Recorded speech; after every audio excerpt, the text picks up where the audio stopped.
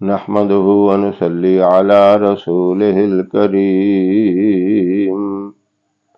أما بعد فأعوذ بالله من الشيطان الرجيم بسم الله الرحمن الرحيم۔ محترم سامعین و ناظرین، اگر جسم کے کسی حصے میں بھی درد ہے اور درد بھی ایسا ہے جو آپ کو اتنی تکلیف دے رہا ہے کہ درد کی وجہ سے آپ تڑپ رہے ہیں، بے چین ہو رہے ہیں، انتہائی شدید قسم کی آپ کو بے سکونی ہے، مثلا کان میں شدید درد ہے، دانت میں درد ہے، سر میں شدید درد ہے، معدے میں درد ہے، گردے کا درد ہے،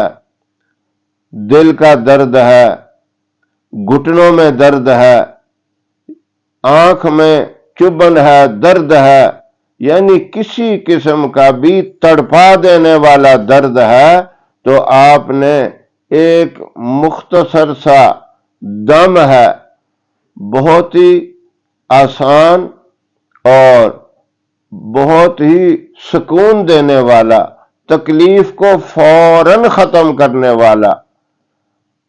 بہت ہی آسانی کے ساتھ تکلیف کو ختم کرنے والا وہ دم ہے۔ آپ نے اول آخر 3 مرتبہ درود ابراہیم پڑھنا ہے اور درمیان میں 11 مرتبہ پڑھیں اللہم باسطو، یہ 11 مرتبہ پڑھیں، اول آخر اس کے 3 مرتبہ درود ابراہیم پڑھیں، اور اگر درود ابراہیم اول آخر ایک مرتبہ بھی پڑھ لیتے ہیں تو تب بھی ٹھیک ہے، نہیں تو 3 مرتبہ پڑھ کے آپ درد والی جگہ پہ دم کر دیں۔ اگر بندہ خود بھی یہ عمل کر کے اپنے آپ کو خود دم کر لے تب بھی ٹھیک ہے، اگر کوئی دوسرا بندہ اسے دم کرتا ہے تو تب بھی ٹھیک ہے۔ اگر کسی بچے کے اس طرح کوئی درد ہے، کان میں، آنکھ میں، دانت میں، کسی جگہ پہ بھی اس کے درد ہے، یا چوٹ لگنے سے بھی اگر اس کو شدید قسم کا درد ہے تو اس کی ماں بھی پڑھ کے اس کو دم کر سکتی ہے، اس کا والد، اس کا بھائی، کوئی بھی بندہ اس کو دم کرے تو انشاءاللہ فوراً آرام آ جائے گا۔ اگر فرق نہیں پڑتا تو دوسری دفعہ پھر دم کر دے، پھر نہیں فرق ہوتا تو تیسری مرتبہ کر دے، یعنی اگر صبح دم کیا ہے تو ظہر کے بعد پھر کر دے اور فائدہ کافی ہو جائے گا۔ اگر یہ سمجھتے ہو کہ اب درد باقی ہے، مکمل طور پہ آرام نہیں آیا، تو رات کو مغرب کے بعد پھر کر دے، یعنی دن میں 3 مرتبہ بھی یہ دم کر سکتے ہیں۔ تو انشاءاللہ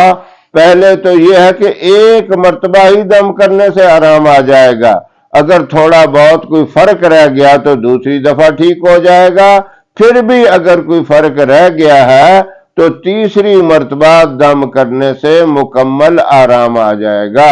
یہ بہت ہی لاجواب، بہت ہی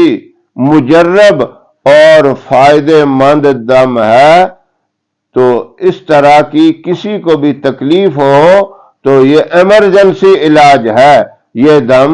آپ ضرور کریں، انشاءاللہ شفا ہوگی اور مکمل شفا ہوگی۔ اللہ رب العزت عمل کی توفیق عطا فرمائے۔ وآخر دعوانا ان الحمدللہ رب العالمین۔